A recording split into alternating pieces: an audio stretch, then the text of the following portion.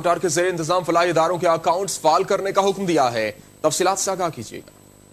जी बिल्कुल, आज एहतसाब अदालत में इसहाक डार की दरखास्त पर हजवेरी ट्रस्ट और हजवेरी फाउंडेशन के अकाउंट्स के हवाले से समाअत हुई है। एहतसाब अदालत के जज मोहम्मद बशीर ने इस केस की समाअत की और यह भी बड़ा अहम केस था।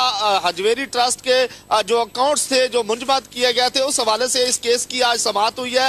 नैब के प्रोसिक्यूटर भी यहाँ अदालत में पहुंचे, जबकि इसहाक डार के वकील काजी मिसबाह भी यहाँ पहुंचे और इस केस की समाअत आज जारी हुई। तो वकील जो इसहाक डार के वकील है, उन्होंने बयान दिया कि हजवेरी ट्रस्ट जो है वो मुकम्मल तौर पर यतीमों का फलाही कामों का इदारा है, यतीमों बेवाओं के लिए काम करता है।